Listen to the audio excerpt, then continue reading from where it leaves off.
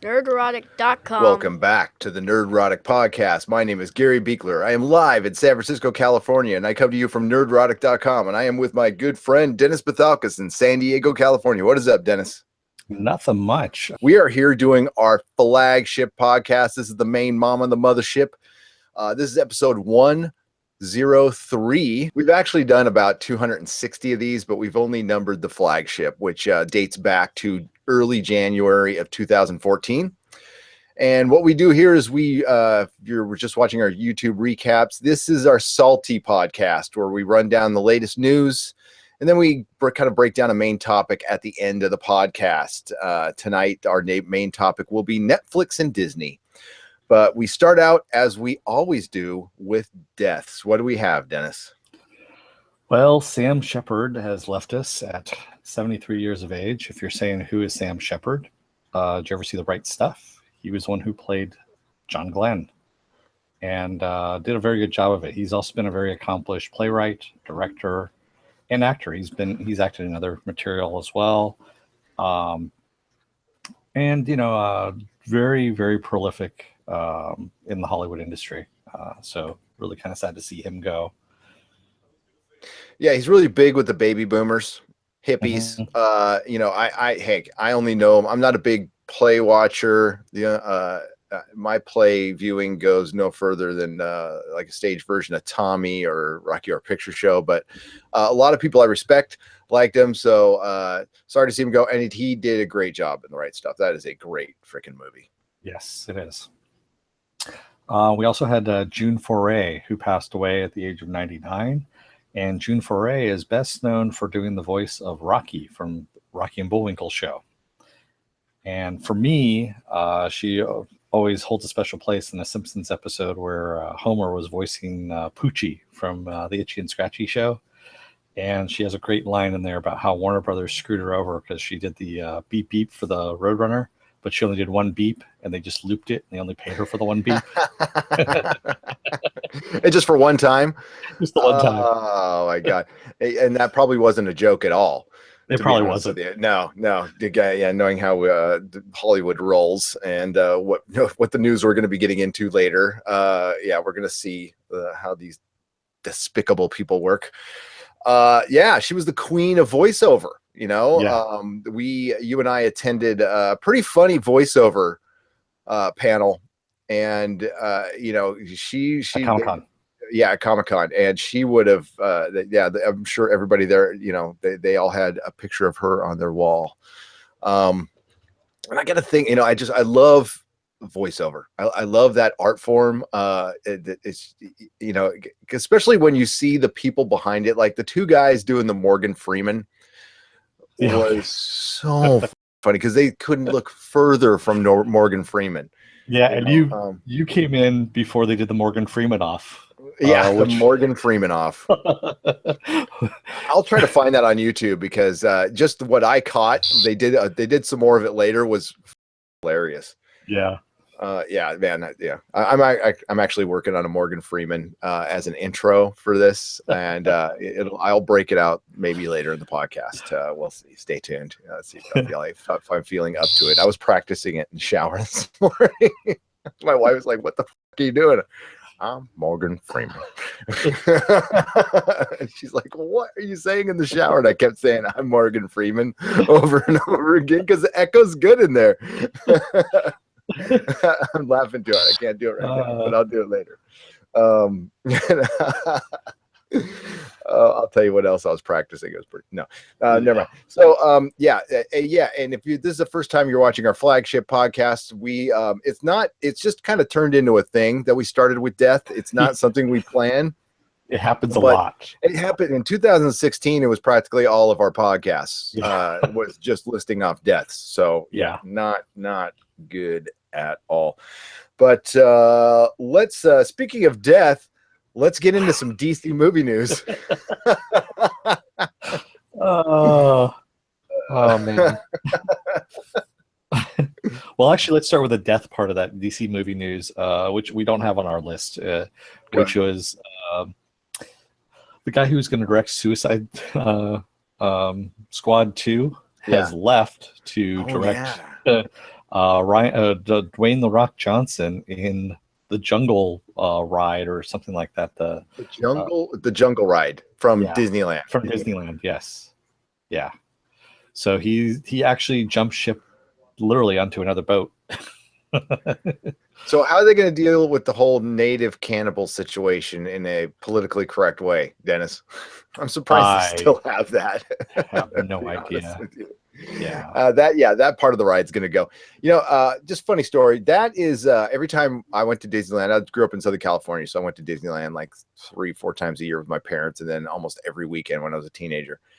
My dad had just like this set way of going to Disneyland. Like we took all the same rides in all the same order every time. And Jungle Ride was the first ride we took. And the Tiki Room would be the last ride of every, we'd always, which was the worst. Cause like, you don't want to hear the Tiki Room, when you're all tired and sugared out. But no, the Jungle Ride's awesome, man. I just hope they have the hippos that they don't shoot.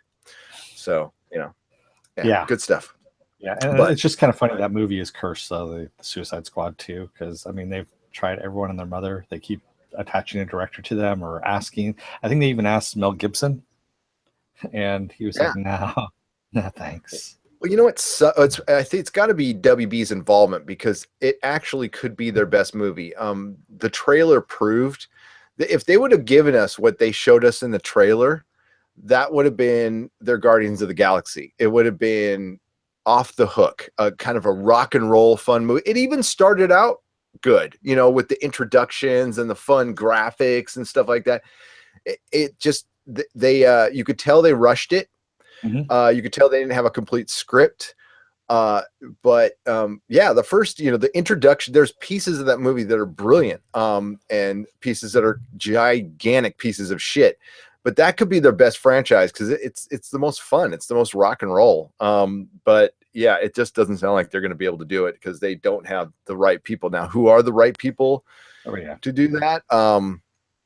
Who would be able to pull that off? Actually, I think Mel Gibson could, if he were to agree to do it. I don't know. Who did Lock, Stock, and Two Smoking Aces? Oh, Guy Ritchie. Did Guy Ritchie do that one? See, Guy Ritchie would probably be great for the fucking Suicide Squad. Yeah. And I was thinking Smoking Aces. Sorry, Lock, Stock, and Two Smoking Barrels. See, I'm tired. I've been up since 3:30 in the morning. Forgive me. So I was thinking of Smoking Aces. Whoever did Smoking Aces. Also Guy Ritchie as well. No, that was I think that was Domino. I was thinking of Tony Scott. Tony Scott. Yeah, he's dead. Shane Black, somebody cool could do it, but the problem is like it's got too much baggage now, so it's not going to be able to get done, which is too bad. Wonder Woman is not going to be able to save DC. They're just not. They're going to have to probably reboot around her. We got sequel news on this, right? Yes, we do. Wonder Woman 2 has a release date set for December 13th, 2019. And that's set in stone. No matter what happens with Justice League, Wonder Woman is set in stone. You can continue that, and that's what I predict right now. Although I hear there's good buzz around Aquaman. Flash hasn't caught up the ground, and by all accounts, Whedon or not, who we love, Joss Whedon here. That the word on the street is Justice League is unsavable. It's if they could find a way to delay it, I'm sure they would, but Warner Brothers is very staunch with their release dates. And by the way, Joe Carnahan was the one who did Smoking Aces. Joe Carnahan, that was the name I was looking for. Yeah, see, if Joe Carnahan did fucking Suicide Squad, it would fucking rule. Man, Joe Carnahan had a rated R Daredevil set to go at, I believe it was Sony, right? Did Sony have Daredevil? Yeah, that's right. I remember. That would have been interesting, but we got a better version of it, obviously. Yeah. I don't know. Well, Wonder Woman, it's set in the 80s, right? Because I don't think there's really a script as of yet. I know that they say this is where they want it to go, I think, because they want to set it in the 80s. Well, listen, thanks to Stranger Things, you're going to see a lot. Thanks to Stranger Things and the success of Wonder Woman, you're going to see a lot more superhero period pieces. Captain Marvel's going to be in the 90s. The new trend, here it comes, ladies and gentlemen, is shit set in the 80s and 90s. Because Stranger Things did it so fucking well, and Hollywood just, Hollywood, like the comic book industry, just copies the shit out of everything until it dies. And they always copy it about 2 or 3 years too late. Hence the whole trend of everything swapping that's been going on. That's been going on way too long, to be honest with you. I think that one's kind of done. I don't know. I think it'll be good. I liked Wonder Woman, so I thought it was a good film. It's a decent movie. Was it groundbreaking Best Picture? No. Listen, if Wonder Woman gets Best Picture over Logan, I mean, then it's a joke. Logan's a better. I mean, Logan is a depressing movie that I have not gone back and watched again, but it's a better film. It's a good film. I mean, it's well written, well directed, well acted. If I wouldn't laugh at all if Hugh Jackman and Patrick Stewart get nominated. I think Patrick Stewart should definitely be nominated for Best Supporting Actor, and I think he will be. I'm pretty damn sure he will be. And maybe it's one of those sympathy ones where they feel like they kind of owe it to him, because of his work, because of his previous work. But this actually was some of his best work, by far. And speaking of sympathy, we've got Jared Leto is in talks with Sony to play Bloodshot. The movie nobody wanted. Yeah. I am speechless on this. You know what? I've never been a Valiant fan at all. And, I appreciate it for what it is. And I remember that when they came back, when I owned the shop, like no other comic book company, they reached out to stores.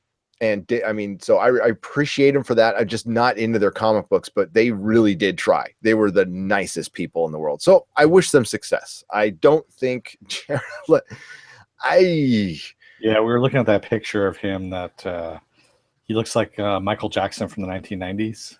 Do you have that picture? I have that picture. Yeah, it is pretty awful. Hang in there. And by the way, those of you listening to us, Gary is going to share that picture via our share a picture of Jared the Leto. interwebs.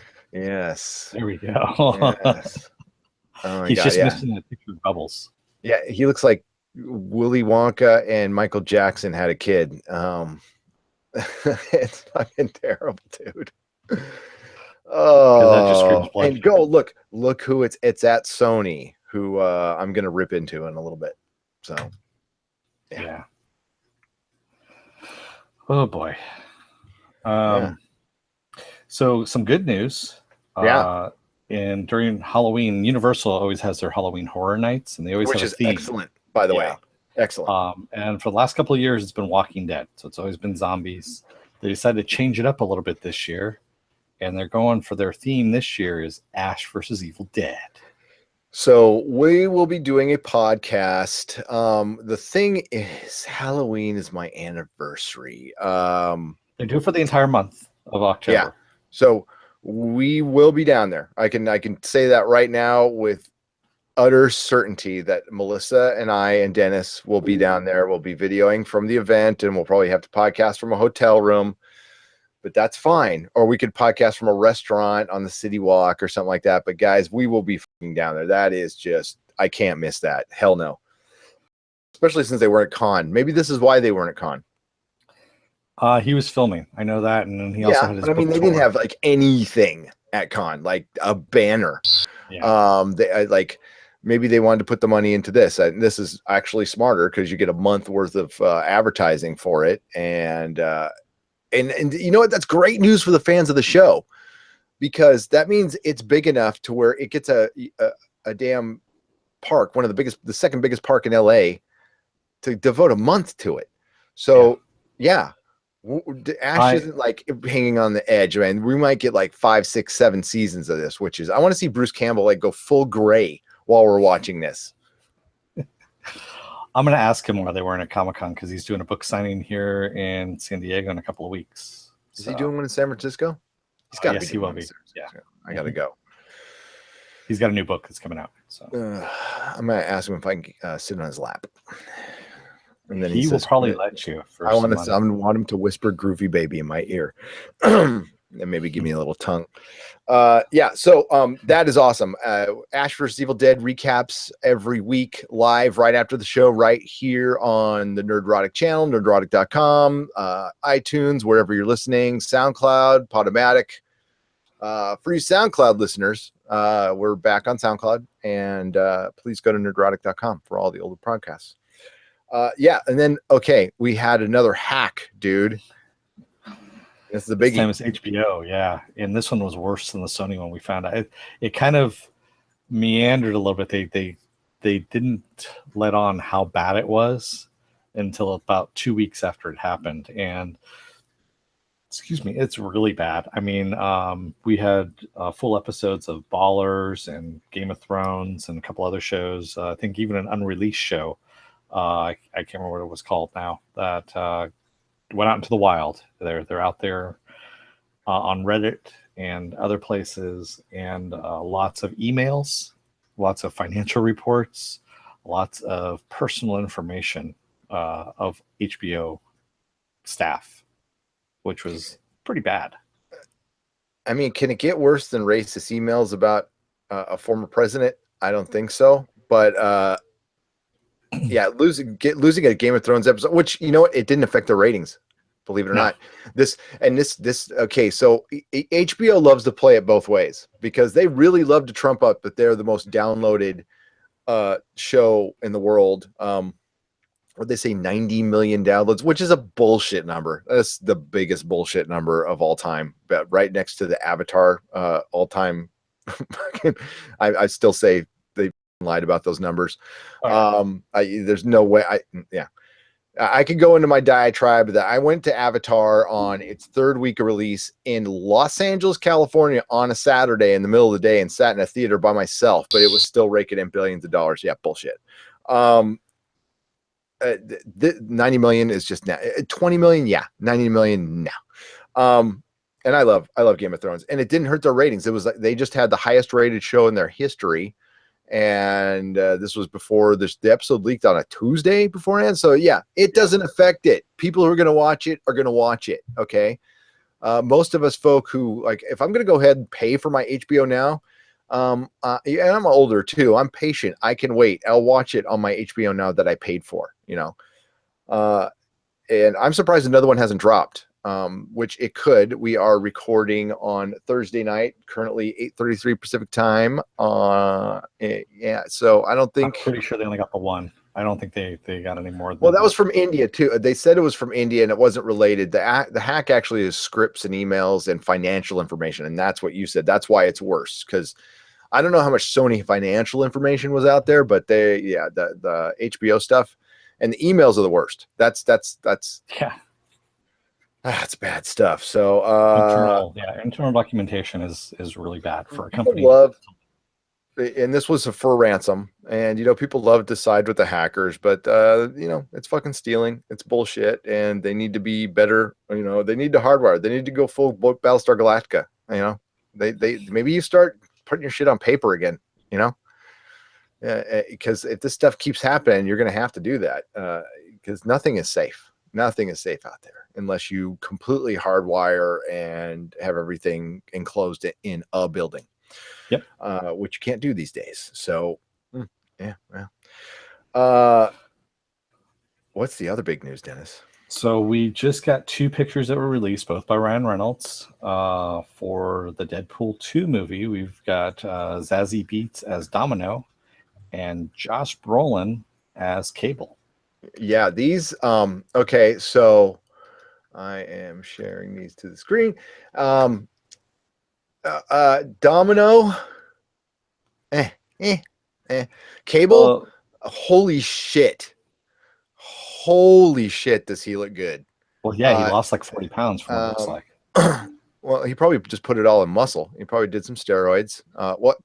He did some steroids, allegedly, and he looks great. And he yoked himself up, and it looks like Cable. Zazie Beetz as Domino just doesn't look like Domino at all, and that's kind of a bummer because this movie, the one thing they've done is got the looks freaking right. Now, when I see her in motion and everything, that could change. But yeah, yeah, it doesn't look very good. I'm sorry, the Domino thing just doesn't do a lot for me. I like the reclining Domino better that he first released. She's reclining on a Deadpool rug. Yeah. I mean, yeah, that's the photo. I'm talking about her in her costume, Yeah, and I the costume looks like a bad costume. Sorry, I'm gonna just come out and say it. And the white painting on her face looks terrible, and it doesn't look good at all. But Cable looks freaking rad, and I don't even like Cable. I've never liked Cable. I don't know. I don't like mutants with guns. Never been a mutants with guns guy. And his origin was so freaking convoluted, and he was coming in right at the time where I gave up the X-Men. I know a lot of the 90s kids were all, it's the prime time X-Men. No, it's not. No, the prime time of X-Men was the cartoon was running at that time, and the cartoon was great, and the cartoon was all based on the Byrne Cockrum stuff, which was the real great X-Men. Silvestri's X-Men were good. To 89 roughly. But you and I are neither of us are Liefeld or Jim Lee fans. I'm a Mark Silvestri fan. So out of the three, Silvestri is the much better artist who actually draws people not super anatomically correct, but he does it in an animated style that's proportionally correct. Jim Lee, who is considered the greatest artist of all time, is I mean, I don't see any difference from him. I know you laugh. I don't see any difference from him and Rob Liefeld at all. Their proportions are the proportions suck. God awful. Yeah. Jim Lee's really tiny head with the big, body. He just makes it look prettier than Liefeld does. That's all. And this is not an attack on either of them as people, because by all accounts, they're both really nice guys. Okay. Yeah, I've met Jim Lee. He's a really nice guy. He really is. I can't say I've met. I've had them sign stuff. That's not meeting, in my opinion. But it's and we just said hi. Mark Silvestri is somebody I've talked to, and he had no training, by the way. Mark Silvestri, zero, like just figured it out. Got fired from an X-Men book, replaced by Jim Lee, upped his game, and got, in my opinion, much better than Jim Lee, much better. And he's a kind of a better businessman too. Jim Lee is running DC Comics at DC Comics right now, but anything he tried kind of failed. Talk to Wildstorm, and he had a studio in San Diego forever, the Wildstorm Studios down in La Jolla, California. And I remember Jamie Newbold telling us stories about All-Star Batman 12 being on the floor of his office and like dogs walking over the pages and stuff like that. I think that eventually came out, right? Did All-Star Batman and Robin 12 eventually came out? You know what we're still waiting for? And it's just totally Viva Las Vegas 3 and 4. Remember? Jon Favreau wrote Iron Man, Viva Las Vegas. I was thinking about comics that are unfinished. So he did it with the guy who did the art for Warren Ellis's Iron Man Extremis. Remember the really good digital painting guy? He did a comic with Jon Favreau about Fing Fang Foom attacking Las Vegas with Iron Man, and it was fucking great, and he never finished it, dude. Oh my god, it sucks. I still have the first 2 issues too. I hope they go back and finish that someday, kind of like they did with Ghost Rider 10 years later. They finally did the last one. Going back to Cable, part of his costume is a very well-worn teddy bear in his belt, which supposedly brings about another mutant, Hope Summers. Which is a weird love child. Well, isn't it Jean Grey's daughter? Yeah, Jean Grey's daughter. Yeah. Well, I hope like we said many podcasts ago, they should be directing the keys to the kingdom should be giving who is ever running Deadpool, and they should run the X-Men universe right now. Singer co-opted some of his power and stayed in power, although he's losing it. His name is attached to Gifted, but he's not really controlling that. And it's very interesting. There's a rights issue going on right now that I'm not sure everybody's aware of. There's a rights issue that's really interesting. It is Fox owns the movie rights. Marvel owns X-Men TV rights. So technically, Marvel and Fox are working very close. I've actually done a bunch of research on this today. They're working very close together, and a crossover in Phase 4, probably 5 years down the road, is imminent between Marvel and Fox. Fox will never fully relinquish the rights, but they well, for now, because of Deadpool, but like, let's be real, they got Deadpool 2 and maybe a Deadpool 3. That's it. Yeah. That's it. And they're not getting any more Logans. And their other successes are the Legion TV series, which is excellent, which we love and we're going to podcast for. And we don't know how Gifted is. We love the people behind Gifted, okay, but we don't know how good it's going to be. And it's also going to be on the big network. So that's kind of was hoping it would be on FX. It would have a better chance. Yeah. You know, I think it'll be a Supergirl situation where it'll be on Fox 1 year and then go straight to FX. And then you can you can still cross it over with Legion. And I think it would be smart to do that because you get people that, you own both networks. You get the people to look at both networks. Yeah. And then you could cross these into the film. Listen, the best version of Colossus was on Deadpool. The best version of everything was on Deadpool. Deadpool's the best X-Men movie. Yeah, I agree. Logan and Deadpool. It's 1A, 1B, man. Those are both great movies, man. But I'll watch Deadpool again and again and again and again. I mean, I fucking love Deadpool. And I'm not even a fan of him as a character. But it's the Deadpool of the last 10 years I'm not a fan of. I love, the Ed McGuinness, was it Joe Kelly, Ed McGuinness from the 90s? That's the Deadpool I liked, that I thought was funny. The one lately has been just, especially the Deadpool lately in Marvel, is kind of a jag-off. So I don't know. Yeah. But I digress. This still looks good. Domino, I could change my mind on Domino once I see her in action. I cannot wait for this movie, dude. I cannot fucking wait, man. It is going to be a brilliant fucking movie. It's going to be a ton of fun. I still can't believe Tim Miller bailed on it. The guy who directed the first Deadpool. Yeah, we'll find out who the creative force was behind it. And everybody can side with Ryan Reynolds now and everything, but if Deadpool 2 sucks, then we'll know. Yep, exactly. We'll know. Speaking of suckage, we're going to be talking about Star Trek Discovery. Star Trek. Okay. We're both pretty big Star Trek fans. Yes. I call myself a Trek-E. Me I too. think Trekkers are lame.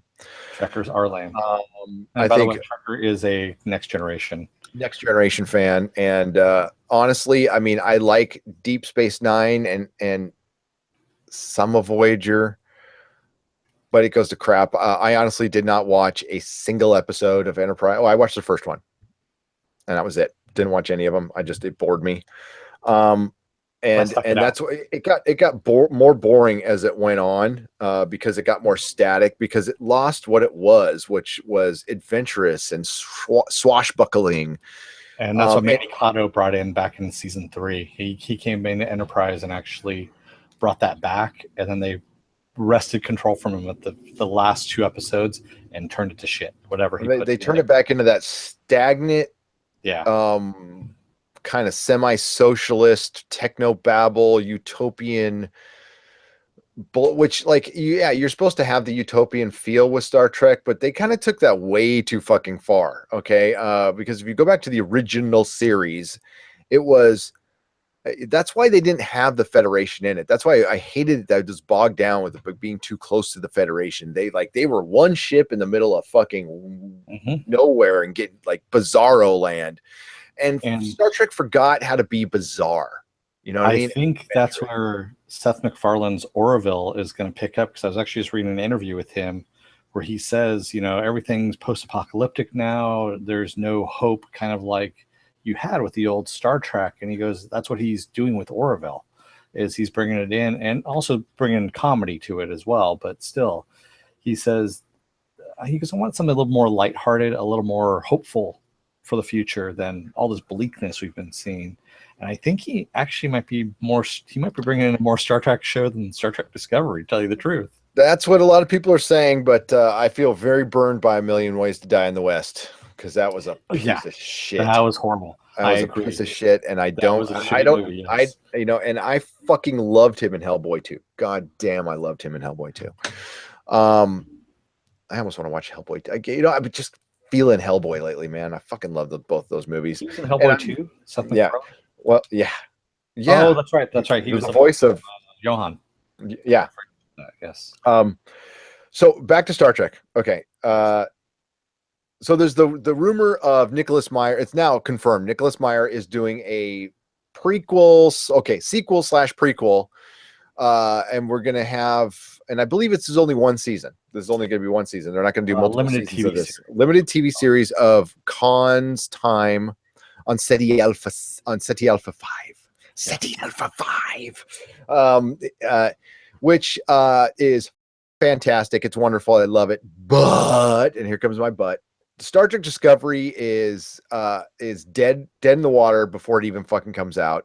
It's all but confirmed. There's a bunch of videos. I'm going to credit Midnight Edge. Go out and watch the video because this is where I'm getting all my information from. But this guy's like dead solid on target. So here come the spoilers, ladies and gentlemen. This is why Star Trek is dead in the water. For one, it is not canon. It's bullshit. That's total bullshit. It's a complete reboot. It's a different universe starring Spock's adopted older sister with pink Klingons, or purple Klingons. Sorry, purple Klingons. You might as well have them be pink. Different Klingon factions. They want it to be kind of fantasy. They ride around in a sarcophagi. And there's different Klingon houses, and some are good and some are bad. And she does something kind of like Spock does, and it makes a shift, and it shifts that reality. And this is a way of shoehorning in a character which you didn't need to do. You could have just, her name is Michael, and instead of just making her a character on her own, which they didn't feel, again, this is the sexism in Hollywood, and this is why you don't brand something with just another sex. You're being lazy and sexist, and I will say this again and again. It's like the Ghostbusters thing all over again. It's what Marvel Comics is doing and failing at. It's what Doctor Who is going to fail at, is you are rebranding a character or trying to shoe in a female when you could just write one naturally on your own and it would be fine. So, and then the audience gets blamed. What Marvel has been doing lately is blaming the audience for their failures. And what Ghostbusters did was blame the audience for their failures. No, it was your bad writing. It had nothing to do with who was in the suit. It was the story around the suit and the assholes using sexism as a marketing campaign. So what does Paramount do? This is why Paramount should be stripped of Star Trek completely. And you know what? They have been. They have been. Again, I'm going to Midnight Edge gave me the info on this. It's all a rights issue, ladies and gentlemen. So they have the Abram or the Kelvin timeline and the Prime timeline. So Paramount had to be split because it was about to, under Viacom, it was about to get nailed for being a monopoly. So they had to split. So they split themselves, and they made CBS Corp and Paramount Pictures. Paramount Pictures has all the rights to the Kelvin J.J. Abrams stuff, who is producing Star Trek Discovery. CBS Television has all the Prime rights right now. So Paramount can still distribute the old stuff. They can still, like, they still can control the syndication and all that stuff, but they cannot make anything everything has to, if you notice the raised deltas on the shirts, that's part of the rights. Like, they can't look like the other stuff. Again, go back to the Midnight Edge video. It's on YouTube, and just put Star Trek Discovery Midnight Edge, and it'll explain you the insanity on how Paramount fucked up Star Trek. And guys, it's fucked up forever. It's fucked up for good. This is unfixable because we're fans of the Prime timeline, and pretty much Paramount has taken over, and they want to start a whole new thing, and they want to make it fantasy based. Okay, they want to make it Star Wars. They want to make Star Trek Star Wars. I'm not shelling this. Is this like the worst news you've ever fucking heard? I'm sorry to bring you down.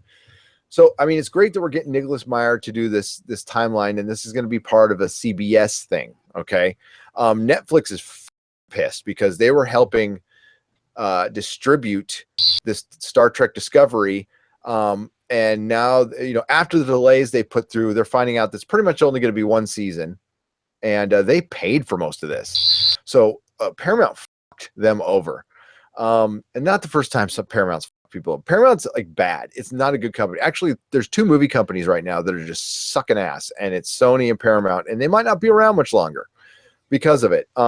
Especially when I don't want Disney to own Star Trek. God, no. Warner Brothers, CBS, I think still has ties to it. I'd rather Warner Brothers own Star Trek than fucking than Disney. Please don't. Maybe Netflix. Netflix ain't gonna be around forever, man, and we're gonna talk about that. Netflix is big now, but maybe Amazon. Maybe if Amazon, because the guy who owns Amazon, that guy can buy the world right now. Yeah. So, yeah, that's the bad news. It bums me out to know, and I'm looking forward to the con series. I am, but you know what? We all want is Star Trek. I think we can all agree we want another start the episode with Captain Picard's funeral and go from there. And cast, you need to cast, dude, go diverse as you want. We don't care. That's Star Trek. That's what it's all about, is diversity. Great. That's awesome. Make new characters. Don't brand them or make them a Kirk's great granddaughter or anything. Give us new people and put them on a ship and send them to where no one has gone before, like ever, like even farther out. You can even do what the comics have done. They just did one recently where they did the Dark Universe, the Mirror Universe. Yeah, see, that's going back. Dude, go forward. No, wait. Hang on. Go forward. What they're doing is they're saying, okay, Spock's plan had already taken place. Like, it's now decades later. The Federation has basically collapsed or the Empire has collapsed.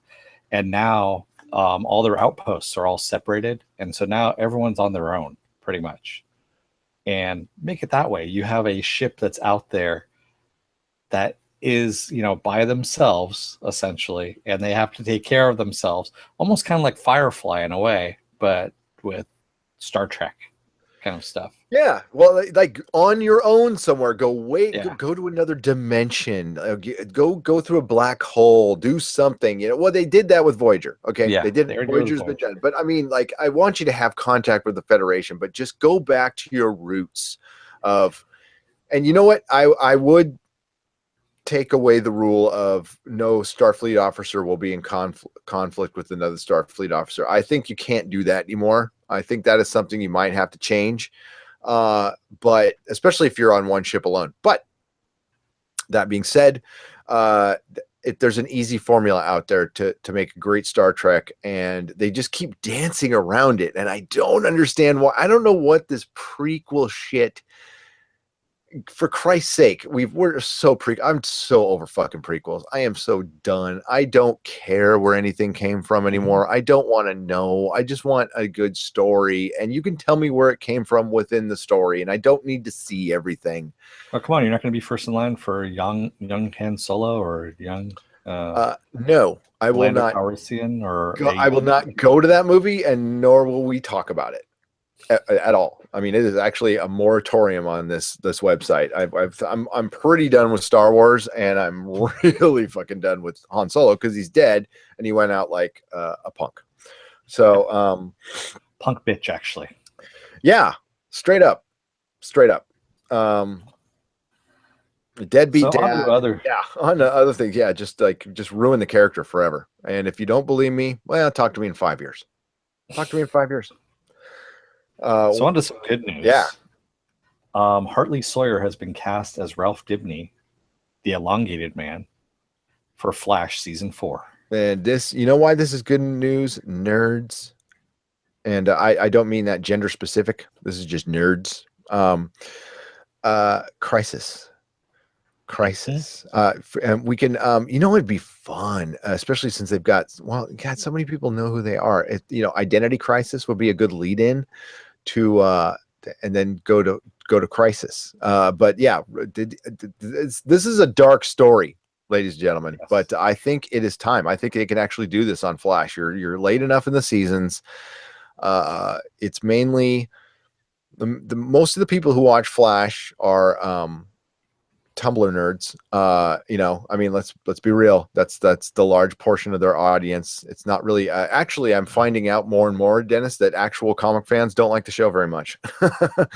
I'm a comic book fan though, and I like the show. So I mean, Yeah, but you don't read DC every day. I mean, no, I you don't have DC in your pull list or anything like that. Yeah, I'm talking about the guys with DC in their pull list.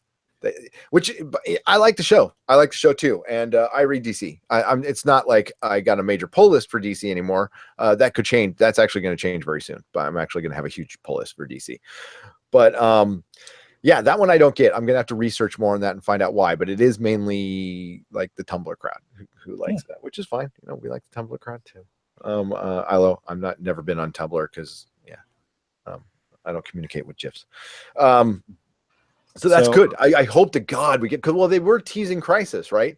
At the very they beginning. have been. They still do. They bring up the newspaper that's in the future. Yeah, that future room, and how it's written by Iris West, and So they're saving that for like the last season, which is like really smart, because it'd almost be better if they canceled all these shows at once. I mean, and then that way we can get like 1 year of just crossover craziness. I would sacrifice 2 seasons of a show to watch that. That would be incredible. Fucking incredible, dude. Oh, and by the way, it looks like we are going to be recapping Gotham this year, ladies and gentlemen. Yeah, looks like we're going to be recapping Gotham. I'm really starting to have that in my wheelhouse now. So, yeah. I told you it's interesting, huh? Well, I mean, there's a perfect Batman out there, Dennis. And what you do is you take a teensy bit of Tim Burton and you take Nolan's Batman, just the Batman.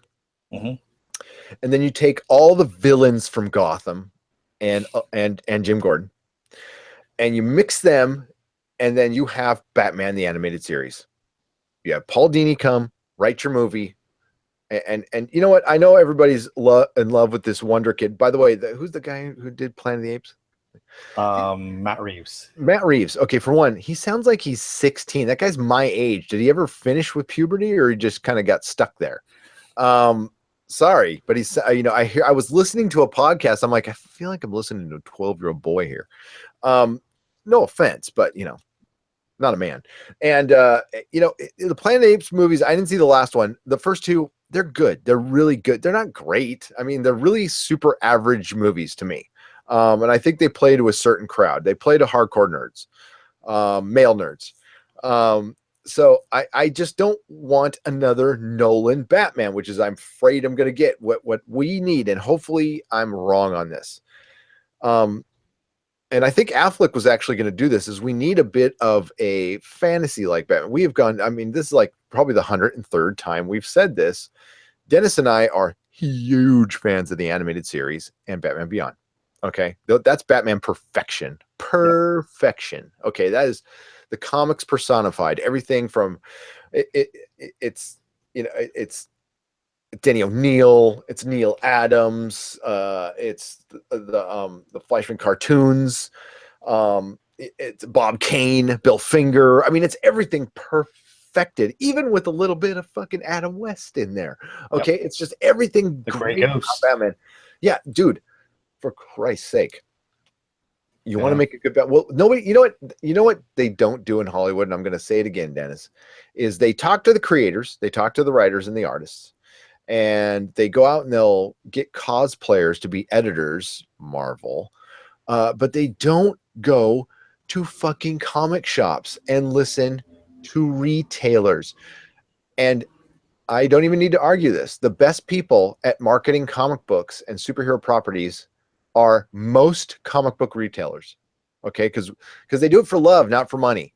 And you know what? You don't need to talk to the boss. A lot of times comic shop bosses are clueless. They stopped reading comics. I'll just straight up say it. I was not one of them. Talk to the employees. Find a good employee who's been at a shop for 5 years. That's the guy or girl you want to talk to find out like how to map your universe. Oh, you know what? Go get 20 of them, put them in a cheap hotel, offer them dinner, and they will tell you everything you need to know about comic books and how to succeed. DC really needs to do this. And you know what's funny is DC Comics does do this. Okay, they talk to retailers, but WB won't. So I don't know. I know I've gone on that rant before, but it's been a while, right? So So we might as well lead into that story since you've gone down this road. hell yeah. Is that Ben Affleck has supposedly been confirmed for the trilogy of Matt Reeves' Batman movies, and this includes supposedly a Batman Beyond movie. See, and I'm not just saying that because I'm a retailer. Oh yes, that's exactly, or because I was a retailer. That's exactly why I'm saying it, because I was a retailer, and so was Dennis. I am on record. The record is, this is the official Nerdrotic record. Let the record show. I want Ben Affleck to stay Batman. I don't want them to change Batman. It's done. I would have picked a couple guys before him, including your Hell on Wheels guy who's going to be in this awful Inhuman shit. Mm-hmm. But the choice has been made, and he's pretty, you know what? He's really good. I will back him. He's the right age. It's perfectly right for Batman. I know your opinion on Batman Beyond. We're going to get to that in a second, but we're talking about just Batman right now. He's not a good Bruce Wayne. He's not a good Bruce Wayne. Do not get rid. I don't know. I haven't seen him long enough. I mean, we have not seen him long enough. As Bruce Wayne, he's in it for like 10 minutes. I didn't think he was terrible. But I didn't see him long enough. Now, the first movie, it could change, but he's a good Batman. Okay. And you know what? Christian Bale was a good Bruce Wayne. He was a good Bruce Wayne. I don't know. He was a pretty decent Batman, but that costume sucked. So yeah, I could never get around that costume. Do not change it, because I think he can grow in the role. You've already made the decision. Changing him out would just be disaster. It would just kill the project. Then you go with what you got. When I first heard Tobey Maguire was Spider-Man, I wasn't stoked, but I learned to like him. And I learned to love him, as a matter of fact. So stick with Batman. Now, when it comes to Batman Beyond, I think Dennis has a much better idea. You cast Clint Eastwood as old Bruce Wayne, and you put in his son, Scott Eastwood, as Terry McGinnis. And everyone says that, Scott Eastwood's too old. He's, almost 30 here. He could still play young. And I think he actually would play a perfect Terry McGinnis. And there's a reason why we want a father and son to play this role. I know Hollywood keeps pushing Scott Eastwood on us, trying to get him to become an actor and become as famous as his father. I think this would be a way of doing it. And quite honestly, there is, and if you haven't watched Batman Beyond, I'm going to spoil this for you right now. Terry McGinnis is actually Bruce Wayne's son. Yes. He's his and clone son. Watch. If you haven't watched Batman Beyond, and you call yourself a nerd, yeah. If you want to see what cyberpunk is, you're a bit of a poser. I mean, it's got cyberpunk, it's got sci-fi, it's got Batman, it's got everything pretty much that you could want as a nerd in and watching and we are filled. God, I was gonna bring this up as a topic, and I'll kind of bring it up now. There's a lot of poser nerds out there, and that's fine. We welcome everybody. That's the cool thing about the nerd community. Why we've always, God, did I just say that? Fuck that. I am not part of any community. But that's the great thing about nerds at Comic-Con is we accept, I don't care if you're a right-wing nerd or left-wing nerd or a dorky nerd. Okay, the furries are a little much for me, but you know what? We don't tell them they can't go to con. Okay, that's their own thing, and basically it's a fetish, but that's fine. I have no problem with it. But a lot of nerds out there, there's certain basic qualification. Dennis, did I not, when I hire people at my store, did I not make them take the comic book test? You did. And they had to get, they had to get 5 out of 10 of my questions to work at my store. And they were pretty basic questions. And I've denied people because they didn't pass. I said, go back and study, read some comic books, then come back and talk to me. There's people out there who, if you don't even if you can't take the time to, watching a show doesn't make you a nerd. I think for my qualifications, you have to read certain comic books and you have to know them to be classified as a genre nerd. Not like a science nerd or anything like that, but like, you know, you have had to, I mean, you've had to have read a certain amount of comics for a certain amount of time to put, you know, And you need to have a little passion about it too. yeah, and it can't be just like you know, like comic virtue signaling. Can that just be like, oh, I liked a picture of Superman, so I'm a nerd, you know? Kind of use a Gavin McGinnis argument about science there, but you know, like and go. I liked a picture of an asteroid, so therefore I'm into the science. But but I digress. So we get back to that is a great idea, Dennis. For one, my wife is a big fan of Scott Eastwood. As a matter of fact, I know a lot of women who are big fans of Scott Eastwood, and there's probably a good bunch of men who are too. And I'm a fan. I would love to see him. I was kind of hoping he was going to be Nightwing in Suicide Squad. You know, a little shock because he's in Suicide Squad for like a second. He's supposed to have a bigger role, and it got pared down. Well, a lot of things were supposed to happen in that movie, and they decided to. Again, okay, can we real quick tangent here? Let's retire giant beams of light and giant things of energy shooting up into the sky. Yeah. I don't ever want to fucking see that again at the end of a superhero movie. Okay. I don't need giant tornadoes of energy or whatever. Want some kind of weird dance move that's going on within that beam of light though? Like, yeah, that's gotta happen. That's gotta happen all the time. So yeah, can we retire that? You know what? Let's replace it with giant monsters. You know, Bing Fang Foom, Galactus, Thanos. I think that's what they're going to replace it with. You know, which is fine. Give me some superheroes fighting some giant monsters. That's fine. I don't need balls of fucking energy and clouds. I mean, we had clouds. Okay, you know, Green Lantern had a cloud. Galactus was a cloud. Yeah, you know, I don't need those. So can we retire those perfectly? Batman Beyond the movie has got to happen, but first I would like to see my first definitive Batman movie, which I have not seen yet. Out of all these movies, I have yet to see one. You know who else I wanted to cast in that Batman Beyond movie? Rene Russo as Commissioner Barbara Gordon. Oh, hell yeah. That's perfect. I mean, that's like a no-brainer. Yeah. That's like a no-brainer right there. Dennis, just cast your movie for fucking free. You know what?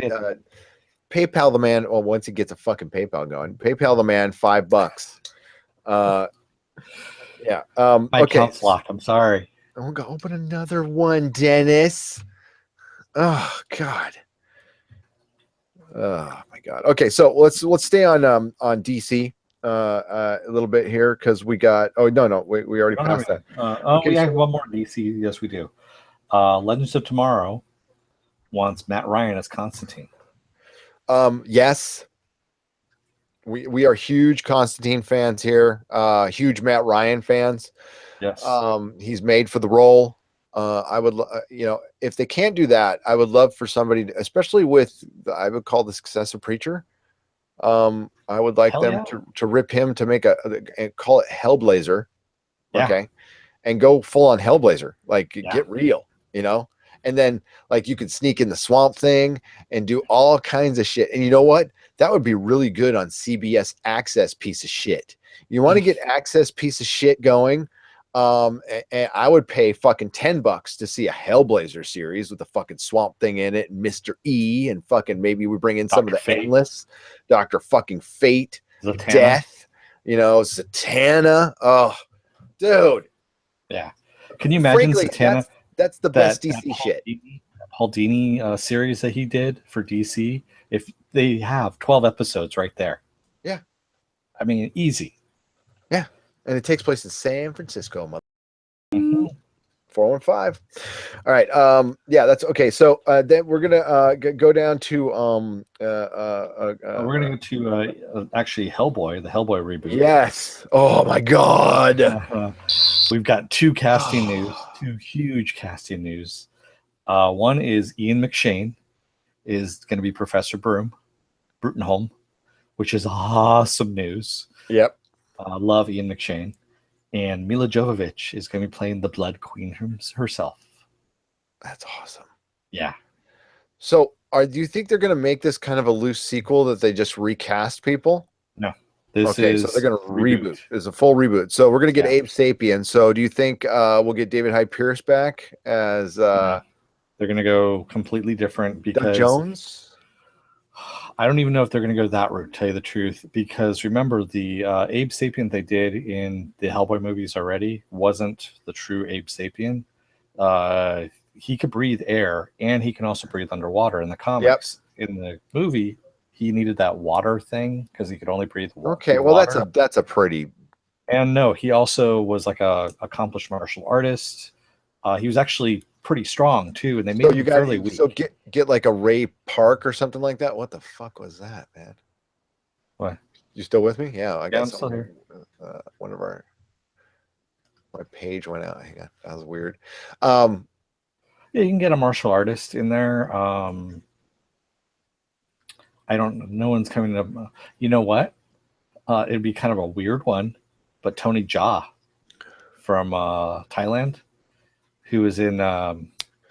And then you just get David Hyde Pierce to voice him, maybe? Possibly, yeah. Yeah, I mean, he's a perfect voice. So, and then we also got other casting news on this one, Dennis. Do we? For Hellboy? Did you mention Mila Jovovich as the Blood Queen? You did. Okay, yeah. So, we love Mila Jovovich here, by the way. We're big fans of Mila. So, yeah, this and Neil Marshall. Neil Marshall's directing this. Yes. Really? Holy shit. And David Harbour is Hellboy. Yeah. This is awesome. Now, is this going to be rated R? Yeah. It's going to be an R-rated Hellboy for a change. Good for Lionsgate. That's really good. And Christopher Golden is writing the script. He's the guy who's been writing with Mike Mignola. He's been writing the books since like the 90s, I believe. Well, nice. Not the 90s. Yeah, nice. That's great news for Hellboy fans, which we are. That is fantastic news. And this is this is going to be a situation where, we're going to love the old ones and the new ones, and it's just I hope we just get a little more Hellboy. I don't know. I think Hellboy's almost like better for TV. I know that's hard to say. Yeah. If you did a BPRD series and you could set them in different decades. Oh yeah, BPRD can be a network full of shit. I mean, it's that good. And you know what? It's a BPRD is like a consistent selling comic book, but it's never one that's selling like bazillion numbers. So there's this hardcore set of fans out there. So there's a ton of comic fans who have no fucking idea what's in a BPRD comic. Which, it's some of the greatest shit ever. It's what makes comics the best medium ever. And it's alternate history too, which is really kind of cool, blended with the occult, which is awesome. The best. Yeah. So I got a big BPRD tattoo on my back right there. For one, it's one of the best symbols. It's like one of the coolest design symbols ever. And it's simple, very simple design. Super simple. Well, that's the best ones are. I believe. Okay. So yay, that is good news. We're going to talk. Let's talk about Sony, and then we're going to get into the Netflix stuff. Okay. So Dark Tower came out and got panned. At the same time, big surprise, they announced the TV series. Now, at one point, the TV series and the movie were supposed to be one hand in hand, which I think they still might be. I'm not sure. They were divorced from each other. They are divorced from each other now. Total disaster. Sony couldn't run a washing machine right now. I mean, they suck. And it's because of Tom Rothman. Tom Rothman is in charge. He's a hack. So Sony's going to get sold, ladies and gentlemen. This is it. They're done. Spider-Man did not save their ass. Spider-Man actually underperformed. Spider-Man was supposed to make $1 billion. I can check really quick. I don't. It has not. It hasn't. I think it's at 700 million right now. I believe if I remember correctly. 299 million domestically, which is crap. 660. Yeah, it's not even at 700 million. It is not even going to sniff. It might get to 800 million. So that's so Sony put in. They put $500 million into this movie. You know that, right? They put 250 million in marketing. And that was Tom Rothman's order. Wow. They're done. They had to write down $1 billion last year. Ghostbusters damn near buried them. Amy Pascal had to got fired. The Sony hack happened. Actually, the Sony hack is what brought us the Spider-Man movie. That wouldn't have happened. It was a dead deal until it got out in the public. And it happened. So Amy Pascal, to keep her little claws in the company, signed Spider-Man rights over to her company before she left as CEO. So watch that interview with her. I mean, she can't answer. She'd be a perfect politician. She can't answer a fucking question about Venom and whether it's in the universe or not. Is it yes, fucking no? Which at this point in time, I know the entire internet thinks it's yes. I don't believe that for one second. Who wants to see? I mean, I love the Black Cat. I love her as a character. Silver Sable. Silver Sable is going to be in a movie before Prince Namor. Okay, before we get a good Fantastic Four, before we get Galactus, that's not a cloud. We're going to get Silver. Sony, Amy Pascal sees Wonder Woman and sees, oh my God, let's line up the women superhero movies. They're all going to be great. Because, I mean, that's how she thinks. She thinks, oh, we just slap a woman in it and slap a script and it's going to, okay, let's wait for the money. Hey, where's the money? Why isn't the money just coming? Where's the money? Why aren't you giving me the money? Because that's how she just looks at us as pigs in a trough, and she doesn't feel like we need to get quality Ghostbusters. And Sony's properties. They lost James Bond. And then they misappropriate their money. The last James Bond movie, they spent $350 million on. Who would give that to a James Bond is better small. Okay. Sony is going to, the Marvel universe going into bed with them. I'm almost thinking it is a really bad idea. I think unless Disney knows that they're going to get their rights back, because I think they might end up kind of absorbing some of Sony properties. I think they're going to get them all. And you know what? Honestly, no. Ghostbusters going to Disney will be shit. No. I can tell you that right now. It'll be crap. Yeah, it'll just be crap. But you know, the comics have been shit since Disney took over. They've been total crap. So I'm not crazy about Disney, to be honest with you. But Spider-Man is the biggest property outside of Star Wars. He sells 10 times more action figures than any other character of anything. And in a while, but if they keep chipping away at it, it's going to die. It's going to die. And each movie does a little bit less. You want to know why? Because you know what I would do? I would have done bringing the Tobey Maguire thing back. I would have totally done that. I would have gotten that kid in shape, which he's in pretty good shape. And I would have brought him back to finish out the MCU. He could have done a couple more movies, and you don't even have to put him in his own solo movies. Just make him guest in other movies like they do with Robert Downey Jr. That would have been fucking rad. And already the word is that all the movies are going to eventually count. Like that's what Kevin Feige is. I can never get his name right. We'll just say Kev. What Kev is going for is making all the movies count. Okay, that's where the whole Watcher Stan Lee thing came in, and the recently released Guardians of the Galaxy. Go rent it now in 4K. That is the whole thing. You know, I completely forgot. I was watching a video today. I completely thought there's a Punisher cameo in Spider-Man 2. Mm-hmm. Yeah, I totally forgot that. And there was a reason they mentioned Stephen Strange, because they want everything to count eventually. And apparently after this next Avengers movie, after the second Avengers movie, there's supposed to be some big dimensional shift. And, Dennis, I was going to actually make this part of this podcast, but Dennis and I are going to be doing a video within the next week. Dennis and I plotted out how the Fantastic Four can get into the Marvel Cinematic Universe. And we're going to do a fully produced plot 12-minute video on our plot for Fantastic Four coming in, because it's really good. But if I do say so myself, I would watch the shit out of this movie. Yeah. So Dennis and I will be producing that, and it will be out within a week. And it's going to be a way to get the Fantastic Four and the X-Men in and everything. So it's exciting. So Sony's failure is good, ladies and gentlemen. Believe me, it's really, really good. That's the whole point I'm getting to. But Amy Pascal, she could be the fly in the ointment. Totally.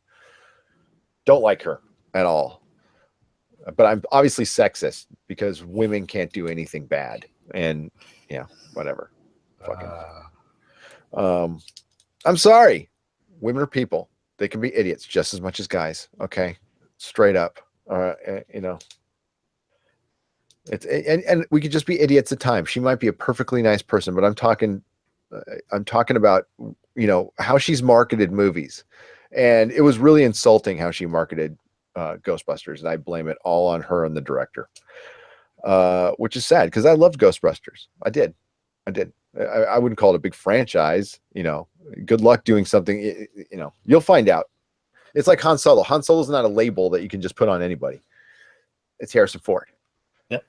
So, okay. So, real quick before we get into that, this is a fun one. Karate Kid. I kind of like this idea, man. Yeah. So YouTube Red is actually doing the Karate Kid.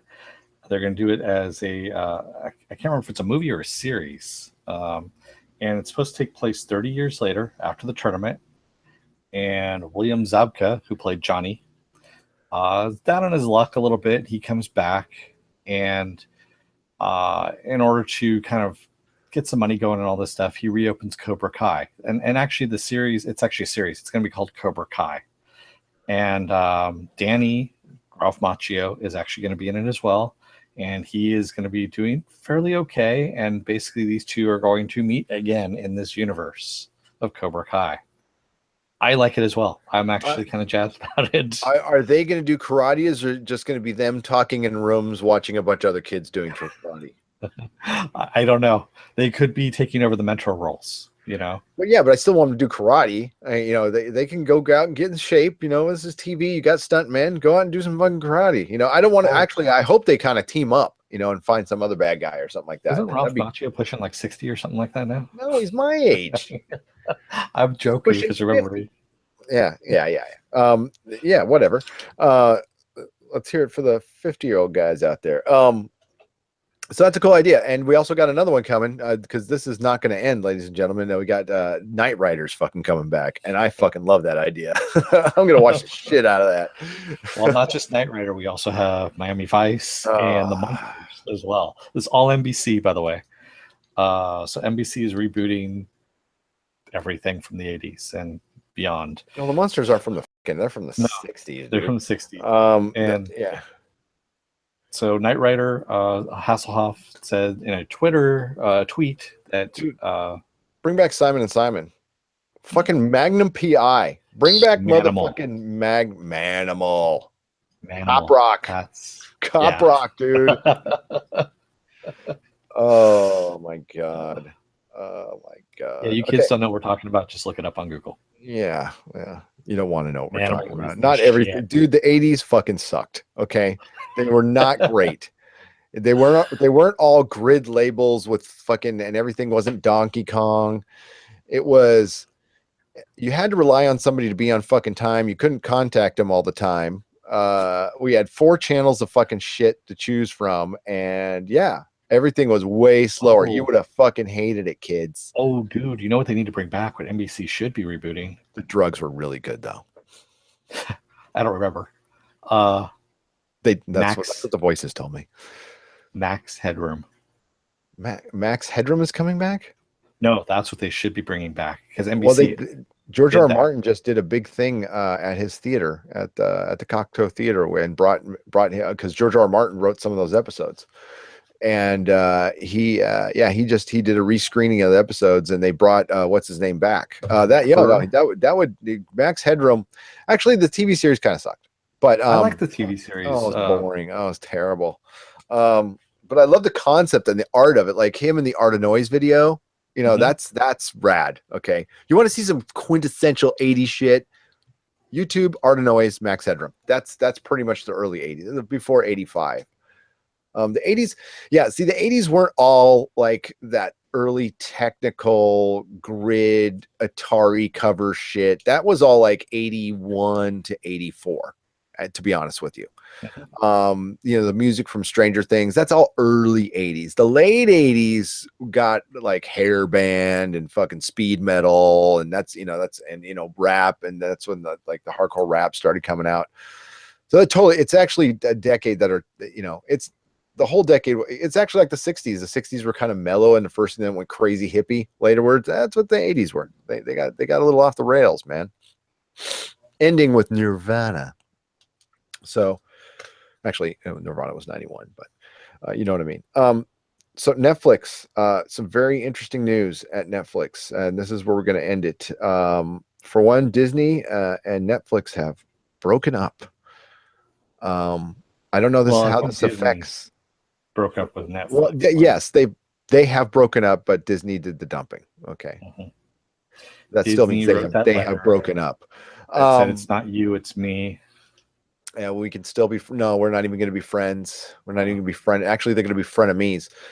I don't know how this impacts. I saw two conflicting stories on how this impacts the Defenders and Daredevil. I think that's essentially over. That's the way I see it. I think that's done. So it's Defenders, and they did what? I don't know if we're even going to get Disney Daredevil season 3 now. They're already in the works, though. I mean, it's already okay. So, but so is Luke Cage season 2, well, Iron Fist? They'll probably then they're probably going to Disney, unless they've already agreed with Netflix to put those on Netflix. Yeah, Netflix is ponying up the money, so it's got to be staying at Netflix. So why would Disney do this now? Then they're pulling all their movies. They are going to be putting out their own pay service. That's why. So what are they going to launch it with? Pretty much all their movies that they have, and they have the Marvel movies, and they have a lot of content. Streaming? Yeah. Or are you gonna have to pay for each one? Because like I can already see their movies a million other places. No, you pay for kind of like Netflix, where you pay a monthly service fee. Okay, so they're gonna pull their movies everywhere, like no more iTunes. Nothing. I don't know. Because that's what they need to do for this to work. For this to work, you need to pull your movies everywhere. This is going to be the only place you can find Disney movies is Disney, whatever they're going to call the streaming service. If you're going to have to, oh shit. Because I just read something else just before we went online, was that Studio Ghibli, who does like My Neighbor Totoro, all the animes, like the really good anime stuff, Disney no longer owns them. They gave up the rights to another company, which means that now all those movies, those really good anime movies, are going to be able to be released now on DVD and actually Netflix and things like that, because Disney kind of gets a little stingy about releasing some stuff that, of theirs that they own, and this happened to be one of them. I wouldn't know anything about that stuff, but that's interesting. And I know Disney. This was my biggest worry about Marvel is Disney sells shit all the fucking time, and they could break up Marvel. Dude, they could sell like 5 characters to Valiant and 4 characters to DC, and I don't think that can't happen, ladies and gentlemen. Don't think that for one fucking second. I know it's all pie and roses right now. Bloodshot Captain America team up. Come on. Yeah, there we go. Jared Leto and a 75-year-old Chris Evans. And Jared Leto would look the same because he's a fucking vampire. So yeah, if anybody can pull this off, it's Disney. Okay, but I am skeptical because Warner Brothers tried this a couple years ago. Yeah, they did. They did, and the problem is you're relying on your old content to stream, and you know what? The big fans who really love that old content have bought it already. So they own it. So like Disney's going to be relying on their Marvel movies and Frozen and all that other shit. The people who are really into that shit, which there's a lot of, have already bought that stuff. So what you're hoping for is the casual viewer. So the casual viewer who's casual is going to go to a Disney specific place. That's not what casual viewers do. Casual viewers love the aggregate. I want everything as a choice. Well, it's hard to go into a different website, which is what they're going to be doing. It's not really that hard. I'm making fun of them. It's actually very easy to flip over to your Disney only, and But are people willing to pay? Okay, I'm paying $5 for Disney. I'm going to pay $10 for Netflix. I'm paying, this for Amazon Prime. I'm paying this for CBS All Access. I'm paying this for Hulu. I'm paying this for HBO now. Yeah. All of a sudden you have $100 cable bill again. Yeah. But at least you're getting what you want. Okay. for the most part, you're like it's almost become a la carte. Here's the only way they're going to exceed, Dennis, because I know where you're getting at, and I agree with you, man. You are preaching to the choir. You're going to have to sell your shit individually. Individually. And watch HBO tank when Game of Thrones is gone, unless Westworld can fucking get its ass in gear, which is the saving grace of HBO. I digress, but I predict by Westworld season 3, you're going to be able to just get Westworld for $10 or $20 or $30, and I'd pay it. I'd pay it just to see Westworld. I'd pay it, no problem. You know, that's what it's going to have to come to, and that's the only way. And that's why I said they need to pull their properties from everything and be the only place you can get Frozen, the only place you can see Captain America, the only place you can see Iron Man, the only place you can see any of this shit. And guess what? When you go into streaming services, how are they going to share Spider-Man? When Sony has theirs and they have theirs, what are they going to, like, Sony gets it every other month and we get it on the lunar eclipse, or like, how's that going to work out? Certain holidays. Yeah. So this is why you're going to have to a la carte fucking everything, ladies and gentlemen. And you're going to have it all in one place, one easy to access place. Kind of like iTunes used to have back in the early aughts. Well, before they got all like lame and proprietary. Yeah, iTunes could, by the way, iTunes could be running everything by now, but they were stupid. They were fucking stupid. And Google Play just shot themselves in the foot. They had too many. It's a mess. It's a fucking, I mean, I can't even, like, I go to my music, for one, their music platform changes every 5 minutes, and I go on there and like it doesn't organize right. It's like somebody puked my music list on my phone. You know, I said them on random, and I'm like, yeah, okay, go ahead, play. Oh, speaking of puking, spoiler warning, I just got it because I read it this morning, was Secret Empire #8, or no, Captain America 25. So you know what their MacGuffin, you know what their fix was for the entire thing? He puked at some evil. Tony Stark, who came back, found an Inhuman who can throw up anything in the universe if you show it to him. So he showed him a piece of the cosmic cube. He threw up a piece of the cosmic cube and changed time, and that's how they fixed the Secret Empire. Is that the fucking dumbest fucking thing you've ever? And his name was Barf. Yeah. Wow. So the video that was reviewing the comic, there is like 30, and it's, by the way, it's I Love Comics. Go to I Love Comics. They are a great station. Two great guys who truly love comics, know their fucking shit, and review them, and are honest. Like, they don't bash everything Marvel, but they bash the stuff that's deserved it. And their review for this in particular was great. And there's a bunch of "Are you fucking kidding me's?" like all the way up on the comments. And I put, this is the 98th one, and you know, he commented back. He's like, "Yeah, I'm waiting for 2 more," and he got them. You know, it's like, so there's 100 people who said, "Are you fucking kidding me?" You know, yeah, it's terrible. That was just on my barf diagram. So, yeah, Disney is not perfect, ladies and gentlemen. So, we had a friend who worked on this, so I want it to succeed like fucking crazy. I do. I just think they're kind of too late to the party on this one. I think if it was 2011, yeah. 2010, yeah, it needs, or 2000. Really? Yeah, it needs to go back. It needs to go back like before Netflix actually started streaming really hardcore. No, Netflix was streaming and still selling DVDs in 2011, dude. Their streaming service only kicked in when they started. Listen, they got a bunch of investors to throw them sick money so they can make a bunch of shows. Believe me, they're $20 billion in debt. They are not going to be around forever. Amazon's going to crush them. Oh yeah, because, Amazon's got more money than God. Yes, I know. Well, yeah, because it's like YouTube. YouTube's going to crush it too, because YouTube has a big sugar mama taking care of them, and so does fucking Amazon. And by the way, I'm going to throw out a shout out there to Amazon. Watch Comrade Detective if you haven't seen it. Season 1 is out there. 6 episodes. Fucking funny as hell.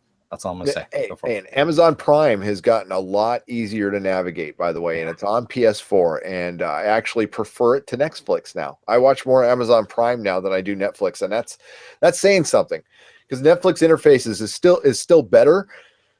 but I mean, I only watch it for their shows. I only go there for the Marvel shows and Stranger Things. It's HBO now. Netflix is HBO now, and that's not the route you wanted to go. No, believe me. Netflix, because of their service, I'm sure that all the Disney stuff is all the Disney stuff being pulled from Amazon Prime. I don't know if they even had any Disney stuff to. Well, they do. You can rent it. See, that's the thing, is like you can go when you go to Amazon Prime, you have the option of renting or streaming. And John was talking about that years ago, saying that's what you need. You need one place to go, and it gives you a bunch of choices, and that's it. And I think people would rather rent Frozen for $2.99 than go pay $5.99 at Disney to go maybe see Frozen and all the other Disney stuff, when I can also, if I get tired of Frozen, I could flip back and watch Doctor Who, or I could flip back and watch Game of Thrones, because that's all there. It's all there. Yeah. So, Amazon's going to take over. And John, in a way, I'm going to shout out to John. He said that 5 years ago. Said it 5 years ago that Amazon was going to crush it, and then they got kind of lame with their interface, but it's better now. So I don't know, man. Disney dumping Netflix, that sucks, because I think it is going to hurt beyond what's in production already. I don't think we're going to get Defenders 2. Let's just put it that way. Probably won't. Which totally sucks, because quite honestly, I don't know how you feel about it. I think the best thing that Marvel was doing right now was the Daredevil television show. Honestly, after seeing the Punisher series, the 5 minutes that I saw. Yeah. No, I saw 5 minutes of like the first 5 minutes. I saw 5 minutes. I'm talking about awesome completed shows to now. We haven't seen the Punisher yet. I could change my mind once I see the Punisher, but we're not going to get a Punisher season 2. Yeah, probably not. But yeah. So I that sucks unless it goes to Disney. See, that would be smart. But does Disney want to do rated R shit on their access thing? They could just farm it out to Netflix. Who knows? They might just leave it there. They might leave it there. That'd be great, because like, I know Disney's not really in the rated R business. They're not. Gonna have, well, that's what they had TriStar. Why don't they just bring back TriStar? They still have TriStar. They still have TriStar. Well, then just do TriStar and like have a TriStar area on your streaming service. Maybe they do. Remember when Disney made the first rated R movie? It was such a big scandal. What was it again? It was Down and Out Beverly Hills. Was it Down and Out Beverly, or was that PG-13? That was PG-13. They did a rated R movie. What the hell was it? It was. I honestly don't know. I can't remember either, but they did. Okay. Yeah. So that about wraps it up for us. That was a lot of fucking topics there, brah. Oh, we also had Netflix by Millarworld. Oh yeah. Whoa. Sorry. Hold the phone. We are not done. Netflix buying Millarworld is fucking awesome. My first question is, the first article I read, Dennis, said it did not include Kingsman and Kick-Ass. Is that true? I do not know. That's probably true, because those are under different studios. Well, then what's the point? There's actually honestly, a lot of other stuff that's out there. That there is, but that was your two best things. There is Nemesis. Nemesis was actually really better than Kick-Ass and Secret Service. It's good. No, I thought it was really good. I don't know. It remains to be seen. We'll see what happens. Okay, here's one that is better than both of them. Is Wanted included in it? Oh, that actually is a good question. Well, the way Wanted was filmed was not the Wanted that was in the comic. Exactly. So we have not seen the true Wanted, which is one of the greatest comic books I've ever read. And dude, if they could get Eminem and Halle Berry to be in it, holy shit, it would be fucking awesome. Considering now that Marvel has dropped them, or Disney has dropped them, they could really do that upright and just basically give the finger to both Marvel and DC, since that's pretty much what Wanted does. Well, here's the deal with Millarworld. It's still printed under Marvel Comics unless that stopped. Last time I checked, Millarworld was part of Marvel. I think just the publication. Well, just the publication. It's like Icon. Okay, so it's still creator owned by him, but Marvel has the comic book rights, which is funny because if they go into Netflix, then that means Millarworld has rights to the Stranger Things comic book, which would be really fun to read if they did a Stranger Things comic book. It would still be okay. So here's what I'm going to read off here. I will share it with y'all instead of just reading because we have technology. We've got the words, the internet. Words and the internet. I know all the Twitters. That's gonna be awesome. So here we go. Millarworld, Miller, who runs Millarworld, and his wife Lucy Miller are one of the consistent hit makers of the graphic novel comics world. In the 8 years at Marvel, he developed comic book Civil War, blah, blah, blah, Old Man Logan, get it right. Yeah. The publisher creators of which three creators have given birth to 18 published character works of 3 Wanted, Kick-Ass, and Kingsman have yielded theatrical films that together have grossed nearly $1 billion. It doesn't say. They must be included. Yeah. Okay. So my other question, Dennis, is Mark Millar is really good friends with Matthew Vaughn. Yes. Do you think Matthew Vaughn sticks with him and they create shit? Because if they're together, they're part of Marv Productions, which okay, actually so got the okay, so if Marv Productions is going to do this, then when Millar was, he's a little hyperbolic sometimes, but he said this is tantamount to Disney acquiring Marvel. Mm-hmm. I will agree with him 100%. 100%, I will agree with him. I love Mark Millar. I know some people don't like him. Civil War, quite frankly, was the best. His work, as far as superhero work is concerned, is the only classic shit of the last 20 years, apart from Mark Waid's Irredeemable. Mark Waid's Irredeemable is Watchmen to me. Despite the fact that some of Mark Waid's work recently is pretty irredeemable in itself. Sorry to say, but dude, yeah, this is great. This is great fucking news for especially for us. For our podcast, this is right in our wheelhouse. We are going to be podcasting the fuck out of everything that Netflix does with Millarworld. So Netflix is fine. Netflix is fine for a little while. That $20 billion debt worries me a little bit. You can just raise fees again. What is it? Subscription fees by like oh my god! If we got a Wanted TV series, that would make me cry. I would be so happy. Oh my god! You know how Wanted came about, right? Millar said as a child, his older brother, basically said all the heroes were real, and they got killed off before he was born. And that that's the reason, and so now we just have Molly in comics. That's the only, and so it depressed. Oh, you froze up, buddy.